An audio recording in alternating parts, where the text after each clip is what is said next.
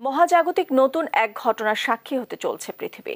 15 December থেকে শুরু হতে যাচ্ছে উল্কা বৃষ্টি, যা চলবে 17 ডিসেম্বর পর্যন্ত। এই সময় আকাশ থেকে প্রতি ঘন্টায় 120টি উল্কা খসে পড়বে পৃথিবীতে। তবে মেঘের বাধা যদি না থাকে, তবে ঘন্টায় 120 থেকে 160টি উল্কাও খসে পড়তে পারে, যার গতিবেগ ঘন্টায় 78,000 মাইল। এই জেমিনিড উল্কার ঝর্ণা শুরু হয়েছে চলতি মাসের 4 তারিখ থেকেই। এ সম্পর্কে জ্যোতির্বিজ্ঞানীরা বলছেন, জেমিনিড এসেছে 3200 ফায়থন নামে এক পাথুরে গ্রহাণু থেকে। ফায়থন হলো একটি গ্রহাণুর বিচ্ছিন্ন অংশ, যা সূর্যের চারিদিকে প্রদক্ষিণের সময় ধুলা হয়ে ছড়িয়ে পড়ে মহাকাশে। পৃথিবীর অভিকর্ষণ বলের টানে খুব কাছে এসে পড়লে বায়ুমণ্ডলের সঙ্গে সংঘর্ষে আগুন জ্বলে ওঠে। বিস্তারিত প্রতিবেদনে।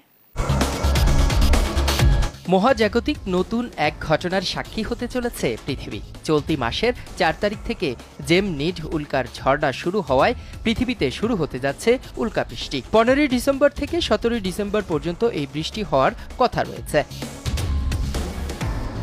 অর্থাৎ এই সময় আকাশ থেকে প্রতি ঘন্টায় 120টি উল্কা খসে পড়বে পৃথিবীতে।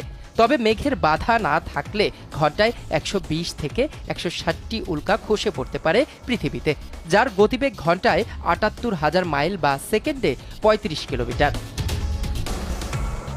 প্রশ্ন হলো, উল্কা বৃষ্টি কি? এই উল্কা বৃষ্টি হচ্ছে এক ধরনের আকাশ সম্বন্ধীয় ঘটনা, যার ফলে মহাকাশ থেকে অনেক উল্কা এসে পৃথিবীর মাটিতে আছড়ে পড়ে। এই বৃষ্টির কারণ হলো, মহাকাশে যখন কোনো ধূমকেতু বিস্ফোরণ হয়, তখন তার ধ্বংসাবশেষ পৃথিবীর অভিকর্ষ বলের প্রভাবে পৃথিবীর পৃষ্ঠে আসতে থাকে। অস্বাভাবিক উল্কা বৃষ্টি উল্কার ঝড় নামেও পরিচিত। এ সময় ঘন্টায় 1000-এরও বেশি উল্কা পৃথিবীতে এসে পড়ে।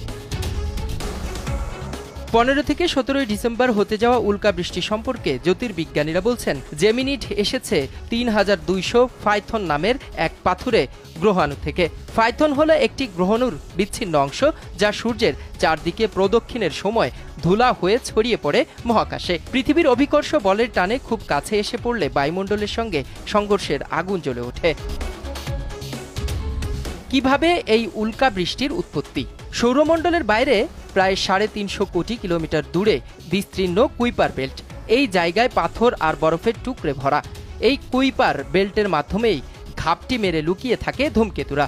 বছরে একবার এরা বের হয়, তখন সূর্যের তেজে এদের শরীরের কিছু অংশ খসে যায় এবং অভিকর্ষের বলের প্রভাবে পৃথিবীর দিকে ধেয়ে আসে। এই উল্কাগুলো এত বেগ নিয়ে পৃথিবীর দিকে ছুটে আসে যে তা উত্তপ্ত হয়ে পৃথিবীর পৃষ্ঠে পতিত হওয়ার আগেই ছাই হয়ে মিলিয়ে যায়, আর কিছু কিছু পৃথিবীর মাটিতে আছড়ে পড়ে।